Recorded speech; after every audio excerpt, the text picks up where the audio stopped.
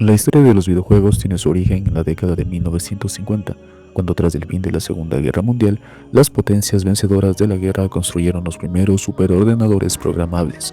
Los primeros intentos por implementar programas de carácter lúdico, inicialmente programas de ajedrez, no tardaron en aparecer y se fueron repitiendo durante las siguientes décadas. Los primeros videojuegos modernos aparecieron en la década de los 50 y desde entonces el mundo de los videojuegos no ha dejado de crecer y de desarrollarse, con el único límite que le ha impuesto la creatividad de los desarrolladores y la evolución tecnológica. Bienvenidos a nuestro canal. Hoy nos adentraremos en la historia de la creación de los videojuegos. Estos programas electrónicos que comenzaron como proyectos universitarios para luego convertirse en pasatiempo o hasta en un estilo de vida y que hoy en día forman parte de una enorme comunidad alrededor de todo el mundo. Disfruta de nuestro contenido y apoya este proyecto que queremos hacerlo de ayuda animal a través de YouTube. Muchas gracias, bienvenidos, comenzamos. El más inmediato reflejo de la popularidad que ha alcanzado el mundo de los videojuegos en las sociedades contemporáneas lo constituye una industria que da empleo a 120.000 personas aproximadamente y que genera unos beneficios multimillonarios que se incrementan año tras año. Al igual que le ocurriera con el cine y la televisión, el videojuego ha logrado alcanzar en apenas medio siglo de historia el estatus de medio artístico, y semejante logro no ha tenido lugar sin una transformación y evolución constante del concepto mismo del videojuego y de su aceptación. Nacido como un experimento en el ámbito académico, logró establecerse como un producto de consumo de masas en tan solo 10 años, ejerciendo un formidable impacto en las nuevas generaciones que veían los videojuegos como un novedoso medio audiovisual que les permitiría protagonizar en adelante sus propias historias. En la Segunda Guerra Mundial, el matemático británico Alan Turing, uno de los pioneros de la inteligencia artificial, había trabajado junto al experto en computación estadounidense Claude Shannon para descifrar los códigos secretos usados por los submarinos alemanes U-Boot.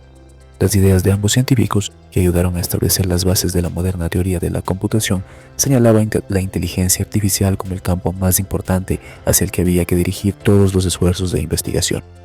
En 1949, Shannon presentó un artículo científico en una convención de Nueva York titulado Programming a Computer for Playing Chess, o Programando una computadora para jugar ajedrez en español, donde presentaba muchas ideas y algoritmos que todavía son utilizados en los programas modernos de ajedrez. Turing, en colaboración con D.G. Champernouni, había escrito ya en 1948 un programa de ajedrez que no pudo ser implementado, puesto que no existía un ordenador con la potencia suficiente para ejecutarlo, pero en 1952 puso a prueba su programa simulando los movimientos de la computadora.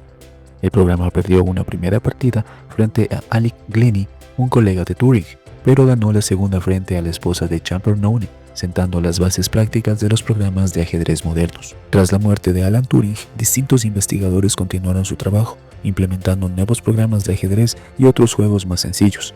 En 1951, un trabajador de la empresa Ferranti, el australiano John Bennett, presentó en una feria británica a Nimrod, un enorme computador capaz de jugar al NIM que se había inspirado en el Nimatron, una máquina electromecánica presentada 11 años antes. La máquina generó una entusiasta aceptación, pero fue desmontada por Ferranti para utilizar sus piezas en otros proyectos más serios. En 1958, William Higginbotham creó, sirviéndose de un programa para el cálculo de trayectorias y un osciloscopio, Tennis for Two, o Tenis para Dos en español, un simulador de tenis de mesa para entretenimiento de los visitantes de la exposición Brookhaven National Laboratory. Este videojuego fue el primero en permitir el juego entre dos jugadores humanos. 4 años más tarde, Steve Russell, un estudiante del Instituto de Tecnología de Massachusetts, dedicó 6 meses a crear un juego para computadora usando gráficos vectoriales. Así se dio lugar a Space War. En este juego, 2 jugadores controlaban la dirección y la velocidad de 2 naves espaciales que luchaban entre ellas. El videojuego funcionaba sobre un PDP-1 y fue el primero en tener un cierto éxito, aunque apenas fue conocido fuera del ámbito universitario. En 1966, Rolf Baer empezó a desarrollar junto a Albert Maricon y Ted Dabney un proyecto de videojuego llamado Fox and Hounds, dando inicio al videojuego doméstico. Este proyecto evolucionaría hasta convertirse en la Magnavox Odyssey, el primer sistema doméstico de videojuegos lanzado en 1972 que se conectaba a la televisión y que permitía jugar a varios juegos pregrabados. La eclosión de los videojuegos, 1970-1979. Un hito importante en el inicio de los videojuegos tuvo lugar en 1971, cuando Nolan Bushnell comenzó a comercializar Computer Space, una versión de Space War, aunque otra versión recreativa de Space War como fue Galaxy War, puede que se la adelantara a principios de los 70 en el campus de la Universidad de Stanford. La ascensión de los videojuegos llegó con la máquina recreativa Pong, que es considerada la versión comercial del juego Tennis for Two de Higginbotham. El sistema fue diseñado por Al Alcon para Nolan Bushnell en la recién fundada Atari. El juego se presentó en 1972 y fue la piedra angular del videojuego como industria. Durante los años siguientes se implantaron numerosos avances técnicos en los videojuegos, destacando los microprocesadores y los chips de memoria. Aparecieron en los salones recreativos juegos como Space Invaders de Taito o Asteroids de Atari. La década de los 8 bits, entre 1980 y 1989. Los años 80 comenzaron con un fuerte crecimiento en el sector del videojuego, alentado por la popularidad de los salones de máquinas recreativas y de las primeras videoconsolas aparecidas durante la década de los 70. Durante estos años destacan sistemas como Odyssey II, Intellivision, ColecoVision, Atari 5200, Commodore 64, TurboGrafx. Por otro lado, en las máquinas recreativas triunfaron juegos como el famoso Pac-Man, Battlezone, Pole Position, Tron o Saxon. El negocio asociado a esta nueva industria alcanzó grandes cosas en estos primeros años de los 80, pero, sin embargo, en 1983 comenzó la llamada crisis del videojuego, afectando principalmente a Estados Unidos y Canadá y que no llegaría a su fin hasta 1985. Japón apostó por el mundo de las consolas con el éxito de la Famicom, llamada en Occidente como Nintendo Entertainment System, lanzada por Nintendo en 1983, mientras en Europa se decantaba por los microordenadores como el Commodore 64 o el Spectrum. A la salida de su particular crisis, los norteamericanos continuaron la senda abierta por los japoneses y adoptaron la NES como principal sistema de videojuegos. A lo largo de la década fueron apareciendo nuevos sistemas domésticos, como la Master System, el Amiga y el 7800 de Atari, con juegos hoy en día considerados clásicos como el Tetris. A finales de los 80 comenzaron a aparecer las consolas de 16 bits como la Mega Drive de Sega y los microordenadores fueron lentamente sustituidos por las computadoras personales basadas en arquitecturas de IBM. En 1985 apareció Super Mario Bros., que supuso un punto de inflexión en el desarrollo de los juegos electrónicos, ya que la mayoría de los juegos anteriores solo contenían unas pocas pantallas que se repetían en un bucle. El objetivo simplemente era hacer una alta puntuación.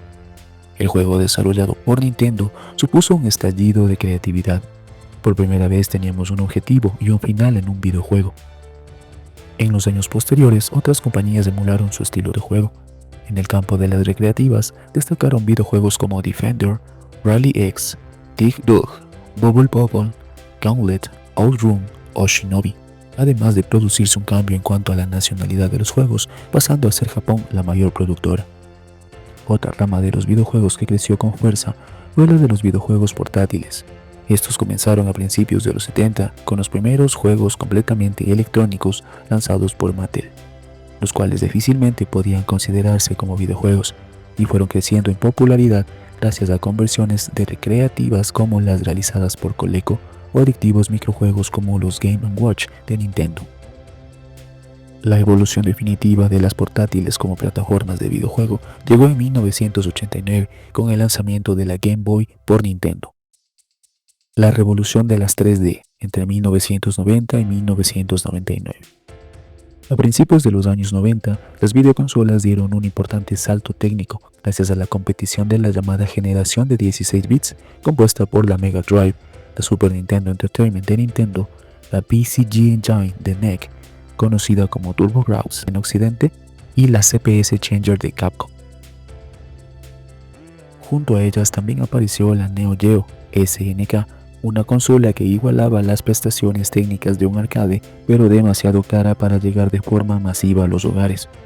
Esta generación supuso un importante aumento en la cantidad de jugadores y la introducción de tecnologías como el CD-ROM, una importante evolución dentro de los diferentes géneros de videojuegos, principalmente gracias a las nuevas capacidades técnicas. Mientras tanto, diversas compañías habían comenzado a trabajar en videojuegos con entornos tridimensionales, principalmente en el campo de los PC, obteniendo diferentes resultados desde las 2D y media de Doom 3D completas de 4D boxing a las 3D sobre entorno pre-renderizados de Alone in Dark. Referente a las ya antiguas consolas de 16 bits, su mayor y último logro se produciría por el SNES mediante la tecnología 3D de pre-renderizados de SGI, siendo su máxima expresión juegos como Donkey Kong Country y Killer Instinct. También surgió el primer juego poligonal en consola, la competencia de la SNES. Mega Drive lanzó el Virtual Racing, que tuvo un gran éxito ya que marcó un antes y un después en los juegos 3D en consola. Por su parte, los videojuegos portátiles, producto de las nuevas tecnologías más poderosas, comenzaron su verdadero auge, uniéndose a la Game Boy máquinas como la Game Gear de Sega, Lynx de Atari o la Neo Geo Pocket de SNK, aunque ninguna pudo hacerle frente a la popularidad de la Game Boy, siendo esta y sus descendientes Game Boy Pocket, Game Boy Color, Game Boy Advance SP las dominadoras del mercado. Hacia finales de la década, la consola más popular era la PlayStation, con juegos como Final Fantasy VII, Resident Evil, Winning Eleven 4, Gran Turismo y Metal Gear Solid. El comienzo del nuevo siglo, años 2000.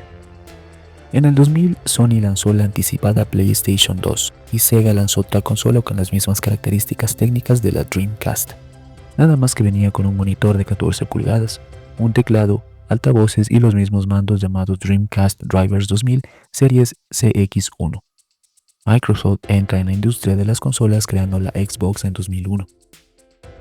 Nintendo lanzó el sucesor de la Nintendo 64, la GameCube, y la primera Game Boy completamente nueva desde la creación de la compañía, la Game Boy Advance. Sega, viendo que no podría competir, especialmente como una nueva máquina como la de Sony, anunció que ya no produciría hardware, convirtiéndose solo en desarrolladora de software en 2002. El ordenador personal PC es la plataforma más cara de juegos, pero también la que permite mayor flexibilidad. Esta flexibilidad proviene del hecho de poder añadir al ordenador componentes que se pueden mejorar constantemente, como son tarjetas gráficas o de sonido y accesorios como volantes, pedales y mandos, etc.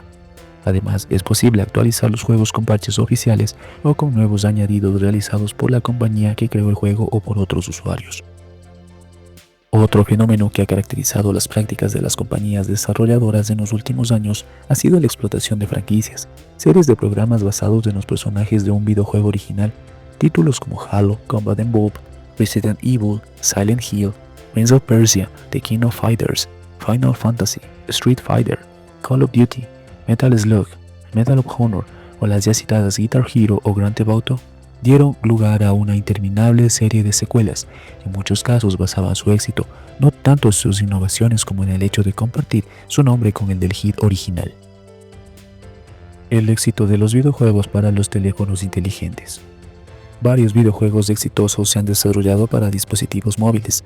Con la creación de los teléfonos inteligentes, se abrió un nuevo mercado para los videojuegos, el cual tenía que demostrar que no solo era viable creativamente, sino económicamente. Varios juegos se pueden usar como ejemplo de esta posibilidad, entre ellos Candy Crush Saga, Clash Royale o Free Fire. Candy Crush, creado en 2012 por King, fue uno de los primeros juegos no solo en tener éxito mundial, sino también uno de los juegos que popularizaron el modelo en el cual la persona puede descargar y jugar de forma gratuita, pero puede pagar por cosas en el juego. Este modelo sería usado en varios otros juegos, como Pokémon Go o Clash of Clans. Clash Royale es un ejemplo de la permanencia del mercado de juegos para móviles.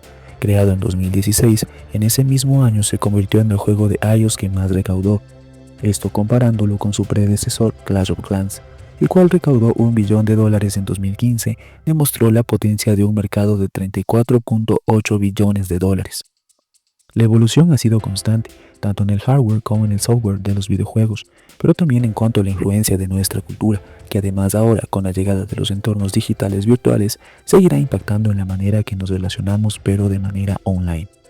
Debido a esto, es que hace algunos años y con la llegada de la pandemia en 2020, crecieron de manera increíble los streamers de videojuegos y los eSports, lo cual se ha ido desarrollando de manera profesional como cualquier otro deporte. La competencia es alta y no son muchos los que pueden hacerse ricos jugando a videojuegos. Sin embargo, a diferencia de otros deportes, los eSports son una actividad que sigue desarrollándose cada día con más y más videojuegos. Cada uno de estos, además, acoge un deporte nuevo. Los deportes tradicionales que tienen videojuegos como Fórmula 1, NBA o FIFA son ya en su mayoría ligas consolidadas con premios de alto valor. Por poner un ejemplo, en el caso de la Liga y Liga Santander, por ejemplo, existe un reparto de 300.000 euros en premios. Es a causa de esta gran variedad de videojuegos por lo que podemos entender la razón principal de la penetración de los videojuegos a nivel profesional. Esperamos que hayas disfrutado de este recorrido por la historia de la creación de los videojuegos, estos softwares que han marcado un antes y un después en la manera de entretenerse y que hoy en día se han convertido en un estilo de vida, no solo de adolescentes o niños, sino de una gran comunidad a nivel mundial. Si te ha gustado este video, no olvides darle like, suscribirte al canal y activar la campanita para más contenido fascinante. Esto nos ayudaría mucho, ya que esperamos que los frutos de este canal lo podamos destinar a ayudar a animalitos de la calle y varias fundaciones de ayuda para animales. Gracias por acompañarnos y hasta la próxima.